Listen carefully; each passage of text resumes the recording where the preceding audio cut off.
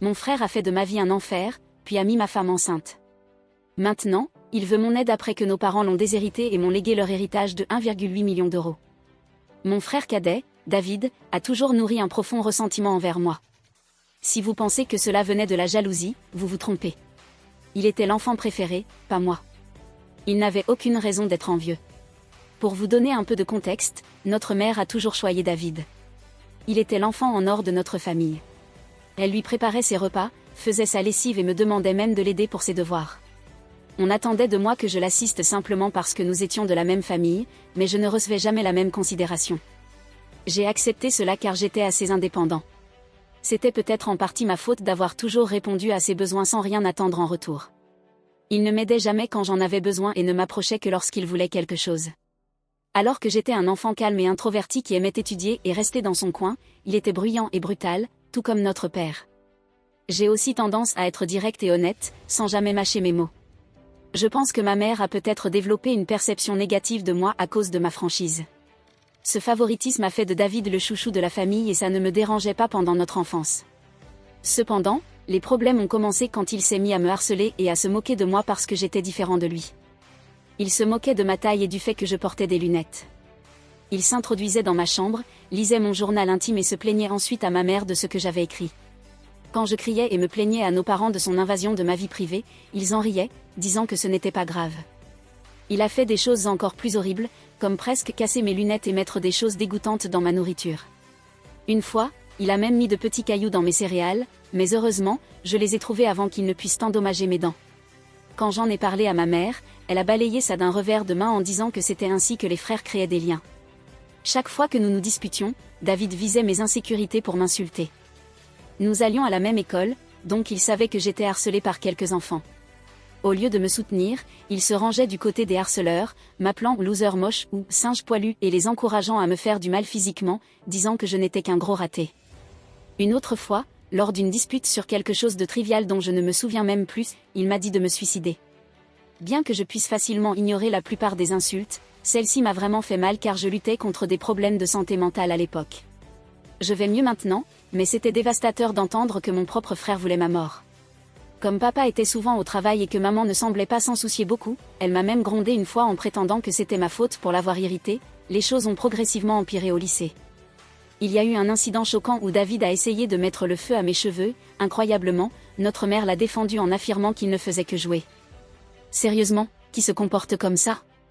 Heureusement, mon père a fini par prendre mon parti et a souligné la gravité de la situation. Il a même menacé d'appeler la police sur David.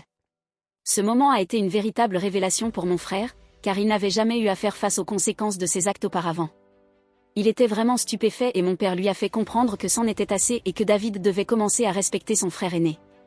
Plus tard, papa est venu dans ma chambre pour me parler. Je ne m'attendais jamais à son soutien parce qu'il disait toujours à David à quel point ils se ressemblaient, ce qui était vrai. Papa a admis qu'il avait attendu des années en espérant que David mûrirait, mais il réalisait lentement que David devenait un gros tyran. Entendre cela de mon père était incroyablement validant et j'ai failli fondre en larmes. J'ai avoué tout ce que David m'avait fait au fil des ans et j'ai même mentionné le harcèlement à l'école. Mon père était choqué par tout ce que j'avais enduré. Le lendemain, il a parlé au proviseur pour s'assurer que les harceleurs seraient avertis de graves conséquences s'ils continuaient. Plus tard dans la soirée, papa m'a inscrit au MMA dans notre salle de sport locale, me disant que je devais devenir un homme et tenir tête aux harceleurs dans ma vie. J'admets que l'idée d'un gamin intello comme moi essayant d'apprendre à se battre pouvait sembler risible, mais j'étais très concentrée. J'ai bien géré mon temps pour équilibrer mes études et mes entraînements quotidiens, et les cours de MMA ont complètement changé ma vie et ma physionomie. Un jour, David était à nouveau à ses manigances. Il avait volé mon argent de poche, que nous recevions pour aider aux tâches ménagères. J'économisais depuis un moment. David s'était faufilé dans ma chambre et l'avait pris. Je l'ai attrapé juste au moment où il allait partir à vélo avec ses amis. J'ai exigé qu'il me rende mon argent, mais David m'a nargué en disant que tout ce que je pouvais faire était de courir vers papa pour obtenir de l'aide. Je ne sais pas ce qui m'a pris, mais je l'ai frappé au visage. Il était stupéfait, est tombé en arrière, et j'ai récupéré mon argent dans sa poche avant de le repousser. David s'est mis à pleurer bruyamment, ce qui était assez comique. Cependant, ma mère est sortie en trombe pour l'aider et savoir ce qui s'était passé. Quand elle a appris que je m'étais battue avec lui, elle a été surprise et m'a réprimandée, disant que je devrais être un meilleur modèle pour David, qui semblait apprécier de me voir gronder. Ma mère s'est également plainte à mon père de mon comportement, disant que je devais être contrôlée. Mon père nous a demandé gravement à tous les deux de nous expliquer. Je lui ai dit comment David avait volé l'argent pour lequel j'avais travaillé dur et économisé, tandis que David essayait de se justifier en disant qu'il avait besoin de l'argent pour un rendez-vous et qu'en tant que son frère, je devrais l'aider. Cependant, papa a dit à David qu'il avait de la chance que je l'ai seulement frappé pour avoir volé, car n'importe qui d'autre aurait appelé la police. Il a continué en disant à David qu'il n'avait aucun droit de prendre les affaires des autres sans leur consentement. David n'a pas aimé ça et a piqué une crise, espérant probablement que notre mère prendrait son parti, mais papa est resté ferme. Quand David a réalisé qu'il n'allait pas être puni pour avoir été frappé, il a hurlé à quel point il me détestait et s'est enfui dans sa chambre, s'y enfermant. Suite à cet incident, David a commencé à prendre ses distances avec moi.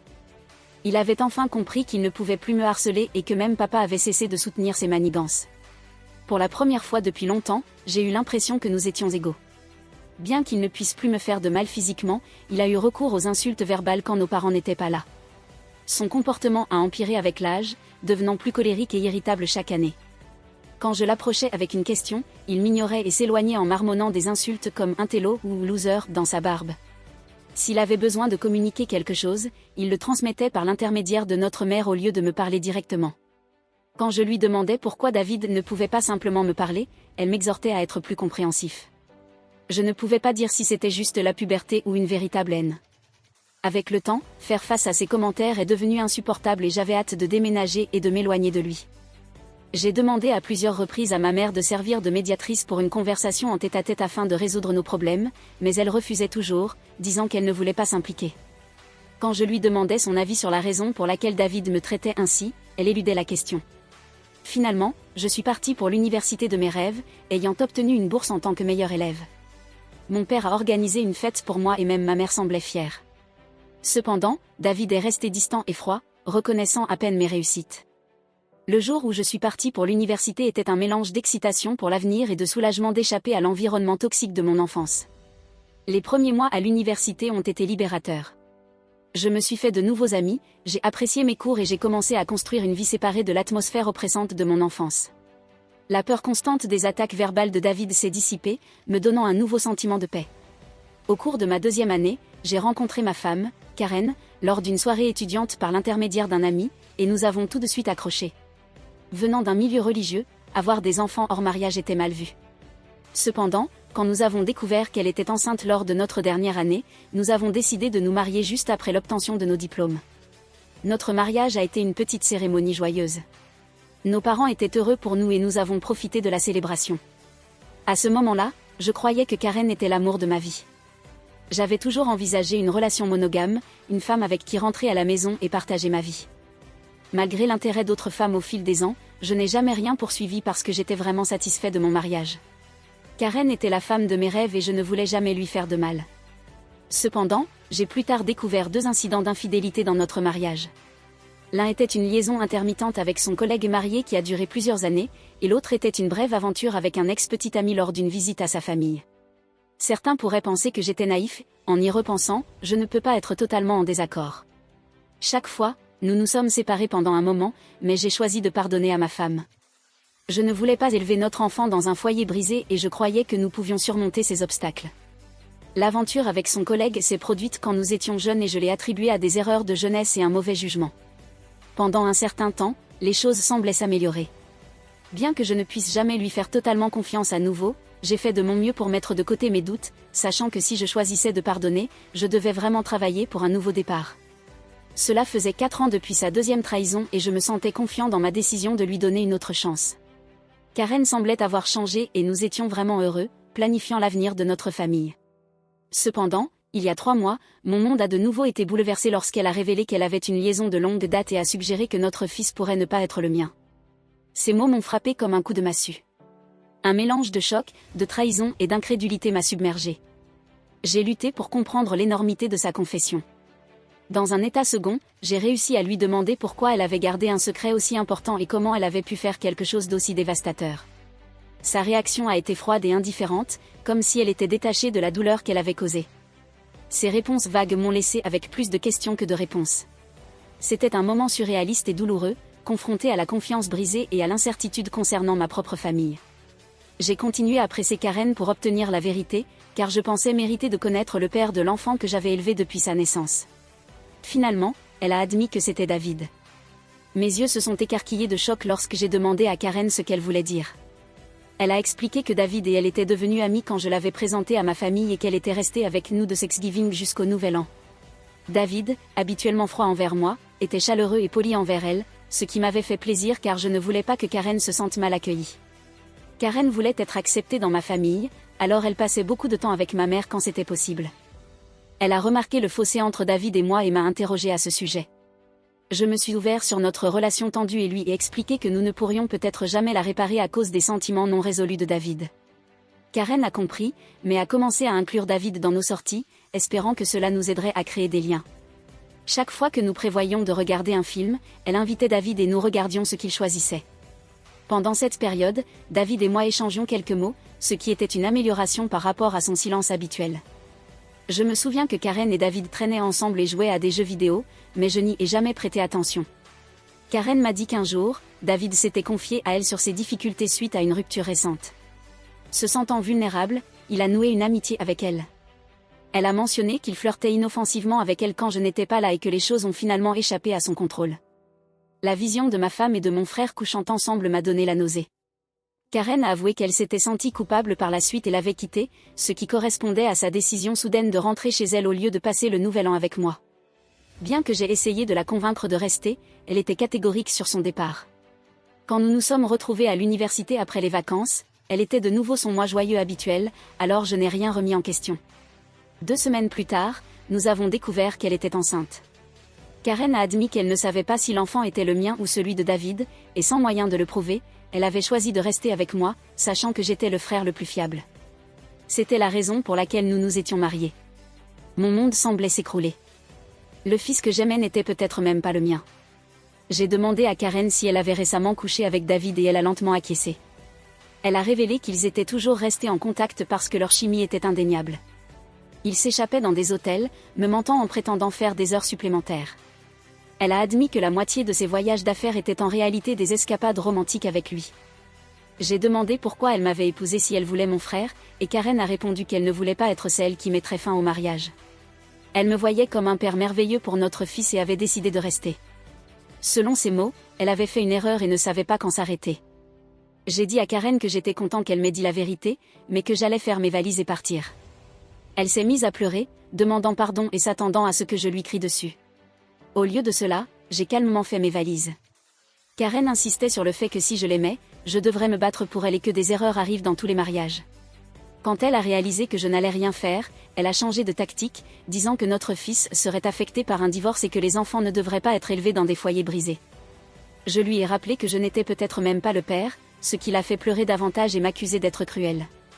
Il semblait qu'elle croyait que rien ne pourrait me faire vouloir quitter le mariage. Peut-être était-ce en partie ma faute pour avoir laissé passer les choses dans le passé.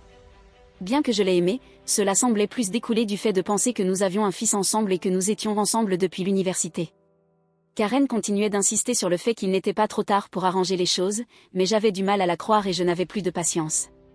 La confiance était un problème majeur et ses paroles sonnaient creux. Même si je lui pardonnais, je ne pourrais jamais oublier qu'elle avait couché avec mon frère. J'ai toujours cru au pardon des erreurs parce que nous sommes tous imparfaits, mais ceci dépassait les limites acceptables. Je l'ai laissé en pleurs sur le pas de la porte et j'ai pris une chambre d'hôtel. Le lendemain, je suis allée directement chez mes parents et j'ai tout révélé sur la liaison de ma femme avec David, expliquant comment ils avaient secrètement couché ensemble pendant des années. Le choc sur leur visage était indéniable. Fidèle à sa nature, ma mère a d'abord essayé de défendre David, insistant sur le fait que son garçon ne pourrait jamais faire une telle chose à son propre frère. Déterminée à exposer la vérité, j'ai demandé à mes parents de rester silencieux et m'ont laissé appeler David devant eux.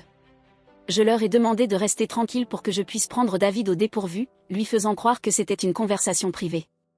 Quand David a répondu au téléphone, je l'ai confronté à propos de la liaison. Au début, il a nié avec véhémence, refusant d'accepter toute responsabilité. Cependant, quand je lui ai dit que Karen avait tout avoué, il a commencé à la blâmer, la traitant de femme sans moralité. Il a affirmé que ce n'était pas sa faute si les femmes étaient attirées par lui et qu'il était le frère le plus beau. Je lui ai fermement dit que j'allais l'exposer à tout le monde. Quand David s'est moqué en disant que personne ne me croirait parce qu'il était l'enfant en or, j'ai ri de son arrogance et l'ai remercié d'avoir confirmé la vérité, sachant que nos parents avaient tout entendu. David est resté silencieux, puis a balbutié, essayant de s'expliquer et de sauver son image. Ma mère, encore sous le choc, a exigé une explication de David. Il a bégayé une tentative faible de justifier ses actions, blâmant tout le monde sauf lui-même et essayant désespérément de rejeter la faute sur Karen. Je pouvais voir ma mère, qui avait autrefois été protectrice envers son fils favori, ressentir maintenant un mélange de déception et de colère. Dans ce moment chargé, j'ai ressenti un étrange sentiment de justification. Pendant des années, j'avais enduré les tourments de David. Maintenant, la vérité était révélée et les rôles étaient inversés. C'était David qui se tenait exposé, ses actions mises à nu pour que tout le monde les voie. Alors que les mots de David faiblissaient, mon père, habituellement réservé dans ses expressions, n'a pas pu contenir sa déception. Il m'a demandé de lui passer le téléphone et a commencé à parler à David. David, a commencé mon père, sa voix chargée de déception, ce que tu as fait n'est pas seulement une trahison envers ton frère, mais une trahison envers cette famille. Tu as couché avec la femme de ton frère et continué la liaison même après leur mariage. Tes actions ont des conséquences graves et ont irrémédiablement brisé la confiance que nous avions en toi. Je vous ai élevés tous les deux pour valoriser la loyauté familiale et la décence. Ce que tu as montré aujourd'hui défie tout ce que j'ai essayé de t'enseigner. Il a fait une pause, laissant le poids de ses mots s'enfoncer dans la conscience de David. Ton mépris pour les sentiments de ton frère et le manque de respect pour son mariage sont inacceptables. Tu ne l'as pas seulement blessé, mais tu as aussi déchiré les liens qui unissent notre famille. Ta mère et moi sommes en partie responsables de ce que tu es devenu, mais nous ne tolérerons plus ce comportement. À partir d'aujourd'hui, tu es coupé des fonds universitaires que j'ai mis en place pour toi. Tu devras trouver comment payer tes frais universitaires par toi-même. Je vais aussi arrêter de financer ton style de vie. Tu penses que ça fait de toi plus un homme de coucher avec des femmes mariées ? Voyons voir comment tu te débrouilles sans mon argent. Tout au long de cela, j'ai maintenu un comportement composé, bien qu'initialement j'ai voulu crier sur David. Regarder mon père le punir était la justification ultime. J'avais exposé sa vraie nature et il était clair qu'il avait sous-estimé les conséquences. Ma mère, malgré les protestations persistantes de David, a continué à essayer de le justifier, mais mon père a rapidement mis fin à l'appel, coupant court aux tentatives de David d'expliquer ses actions.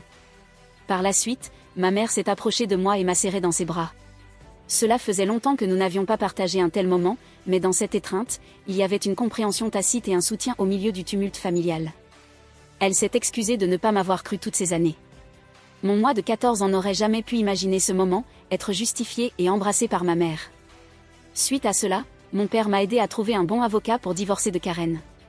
Elle et son avocat ont essayé de jouer sale, demandant une pension alimentaire puisque je gagnais plus qu'elle, mais sa liaison a pesé lourdement en ma faveur.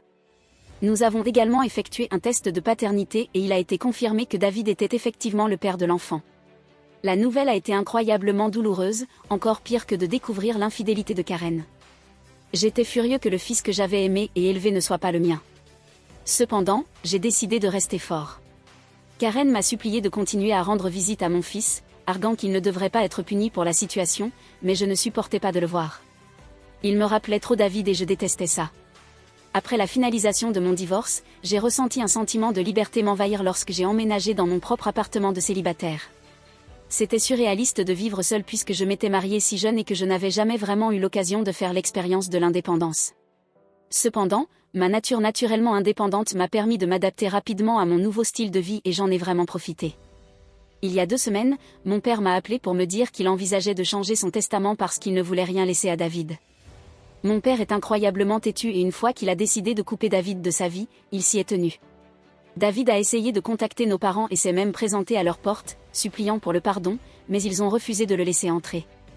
Même ma mère, qui cédait habituellement aux caprices de David, semblait en avoir fini avec lui, bien que cela ait dû être le plus dur pour elle. David ne m'a jamais envoyé de message pour s'excuser de ce qu'il avait fait, montrant qu'il ne regrettait pas ses actions. Il était juste contrarié d'être coupé de nos parents. Papa m'a dit qu'il prévoyait de tout me laisser, s'assurant que David ne puisse pas le contester plus tard. Il ne laisserait à David qu'un euro symbolique. Mes yeux se sont écarquillés de choc car mon père avait travaillé dur toute sa vie. En incluant ses actifs, son fonds de retraite et son assurance vie, le total s'élevait à près de 1,8 million d'euros.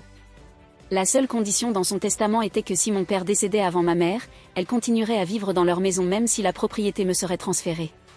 Cela ne me dérangeait pas car je voulais prendre soin de ma mère dans ces derniers jours. D'une manière ou d'une autre, David a appris cela, incapable de joindre nos parents, m'a appelé hier en essayant de faire amende honorable. Il a expliqué qu'il avait des difficultés à l'université et qu'après que Karen ait découvert la paternité de l'enfant, elle le harcelait pour obtenir une pension alimentaire. Il a dit qu'il n'avait pas d'argent et cherchait des emplois à temps partiel, mais ne trouvait rien. Il m'a supplié de parler à notre famille pour repartir de zéro, disant qu'il avait vraiment besoin de mon aide. J'ai ri à son visage et lui ai dit que j'en avais fini avec lui. Je lui ai rappelé qu'il aurait dû penser aux conséquences avant de coucher avec ma femme et de la mettre enceinte. David a argumenté que je n'étais pas juste et que Karen était aussi à blâmer, ce avec quoi j'étais d'accord. Je lui ai rappelé que je l'avais divorcée, la rendant maintenant sa responsabilité. Il ne devrait pas m'appeler pour se plaindre d'elle ou de l'enfant, car c'était les conséquences de ses propres actions. David a commencé à élever la voix, mais je l'ai interrompu, lui rappelant qu'il n'était plus l'enfant favori de la famille, mais le mouton noir qui avait couché avec la femme de son propre frère. À ce moment-là, David s'est mis à pleurer, me disant comment tout le monde, y compris nos grands-parents et nos proches, s'était retourné contre lui. Bien que ce soit vrai, ce n'était plus mon problème. Je lui ai dit que nous en avions fini et qu'il ne devrait plus jamais m'appeler car je ne le considérais plus comme mon frère. Depuis lors, j'ai rejoué la conversation dans ma tête. Malgré ma haine pour mon frère, je ne l'avais jamais entendu pleurer, du moins pas depuis que nous étions enfants. Je ne mentirai pas, ça m'a fait un peu mal de le voir si désemparé. Alors je suppose que je suis ici pour demander si je devrais parler à nos parents de lui ou si je serais un connard si je ne le fais pas. Mise à jour 1, bonjour à tous. Beaucoup d'entre vous me demandent pourquoi je ne suis plus en contact avec mon fils Henri et certains m'ont même traité de cruel. Je dois expliquer que je ne suis pas à l'aise avec l'idée d'élever l'enfant d'un autre homme. Ce n'est pas une situation de beau-père. On m'a fait croire qu'Henri était mon fils pour découvrir plus tard qu'il est en réalité le fils de mon frère David. Naturellement, cette révélation m'a profondément blessée et j'ai pleuré pendant des jours. La principale raison pour laquelle je ne veux plus aucun contact avec Henri est que je ne veux plus Karen dans ma vie. Si je reste en contact avec son enfant, elle trouvera un moyen de revenir dans ma vie et j'ai besoin de mon espace. Vous pensez peut-être que je suis cruelle ou égoïste, mais je ne peux plus le voir, du moins pas avant très longtemps. Mise à jour 2, la plupart d'entre vous ont correctement deviné que c'était ma mère qui avait informé David du changement de testament de mon père, ce qui a conduit David à m'appeler en dernier recours pour arranger les choses. Je l'ai confrontée devant mon père et elle a craqué, disant que j'avais assez puni David et qu'il avait appris sa leçon. Mon père a fermement dit à ma mère que si elle pensait que ce que David avait fait était pardonnable, alors il ne pouvait plus rester marié avec elle, car il ne pourrait jamais pardonner une telle trahison. Cette menace a fait taire ma mère. Mon père a clairement indiqué que si elle parlait à nouveau avec David et que nous le découvrions, elle pourrait faire ses valises et partir. Comme je l'ai mentionné, mon père est très têtu. J'espère que ma mère apprendra de ses erreurs. Mise à jour 3, Reddit, cela fait 5 mois depuis ma dernière mise à jour. Ma relation avec mes parents s'est améliorée au cours des derniers mois. Mon père et moi allons jouer au golf tous les week-ends et il me traite plus comme un ami que comme un fils. Bien que ma mère manque David, elle est restée loin de lui. La dernière fois que j'ai entendu parler de David, c'était par mon cousin qui a dit que David demandait de l'argent à tout le monde et avait finalement dû abandonner l'université parce qu'il ne pouvait pas se permettre les frais. Lui et Karen vivent ensemble et il a un emploi à temps partiel comme mécanicien. Apparemment, ils élèvent Henri ensemble, ce qui est une bonne chose, je suppose. Je ne parle jamais de David avec mes parents et ils ne l'évoquent pas non plus. Pour tous ceux qui demandent, je vais plutôt bien. J'ai été promue dans mon travail il y a 2 mois, donc mon salaire s'est considérablement amélioré. Je ne fréquente personne car je sens que j'ai encore besoin de temps et d'espace pour guérir. Je vais en thérapie, donc on verra comment ça se passe. Merci d'avoir regardé. Si vous ne vous êtes pas encore abonné, faites-le et appuyez sur la cloche de notification pour rester informé des autres histoires choquantes de la vie réelle qui se produisent autour de vous.